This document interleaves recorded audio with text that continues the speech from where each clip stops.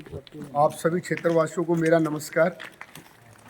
अभी हम मुनका विधानसभा में जो ड्यूशिप के द्वारा घेवरा गांव की ज़मीन पर 7620 फ्लैट जो बनाए गए थे और पिछली सरकारों की लापरवाही, मैं भाई से कहूँगा कि एक बार दिखाओ ज़रा यहाँ पे कि किस तरीके से पता नहीं कितने करोड़ों रुपए की चोरी और उनकी लापरवाही।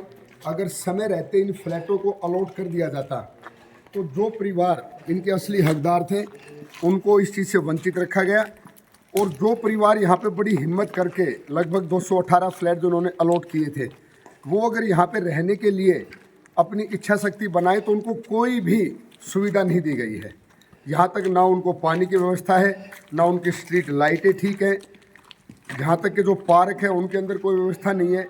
तो कितनी जो है एक अफसोस की भी बात है। और साथ में मैं अपनी सरकार से भी निवेदन करता हूँ कि हमें इस चीज़ पे बहुत जल्दी संज्ञान लेना पड़ेगा। अभी एक पॉकेट के अंदर लगभग 2400 फ्लैट दोबारा से तैयार करके और उनको अलॉटमेंट के लिए जल्दी से सोचा गया कि उनकी अलॉटमेंट की जाए। तो मेरा अपनी सरकार से ये भी निवेदन है कि जिन लोगों ने पहले लिए हैं उन लोगों की बेचारों की क्या गलती है, उनको भी तो ये सारी सुविधाएं दी जाए ताकि उनके फ्लैट भी ढंग से ठीक हो सके।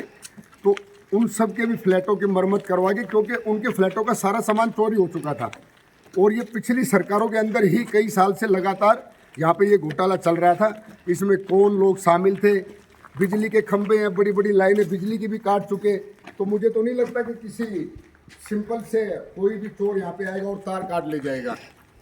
तो ये तो एक किस्म से यहाँ पे एक गुंडागर्दी का माहौल भी, और बहुत पहले से जो पिछली सरकार की जो लापरवाही और जो जनता का जो टैक्स का पैसा था और जो गरीब और वंचित लोगों को यहाँ फ्लैट दिए जाने थे, उनके साथ एक सौतेला व्यवहार है। अभी हमारे राइट में जो फ्लैट तैयार हुए हैं, मैं चाहूँगा कि ये जल्दी से अलॉटमेंट करके ताकि यहाँ पे लोगों की रिहाइश बढ़े। और जो साइड के जितने भी फ्लैट हैं उन सब के अंदर ना कोई ग्रिल बची है, ना कोई पाइप बचा है, वो सब लगातार चोरी होके बहुत ही बुरी हालत में फ्लैट हैं। और मैं ये भी अपील करता हूँ साथ में पुलिस प्रशासन से भी कि यहाँ पर बाहर गेट के ऊपर एक पुलिस बूथ बनाया जाए ताकि जो कुछ आवारा किस्म के जो असामाजिक तत्व भी हैं वो यहाँ पे अंदर आने से थोड़ा हिचके, उनको डर लगे। क्योंकि जो लगभग 60-70 फैमिली यहाँ रह रही हैं वो किस माहौल में रह रही हैं वो उनका ही दिल जानता है। तो मैं पुलिस प्रशासन से भी और ड्यूशिप के सभी अधिकारियों से ये कहता हूँ कि इस पर संज्ञान जल्दी से लिया जाए, नहीं तो आप लोगों के ऊपर तो उचित कार्रवाई बनती है कि आप लोगों ने कई सौ करोड़ रुपए लगाकर यहाँ पे ये फ्लैट तैयार हुए और आज ये जर्जर हालत में, गिरने की हालत में आप लोगों के कारण ही है, क्योंकि आप लोगों ने कभी इसके बारे में संज्ञान ही नहीं लिया।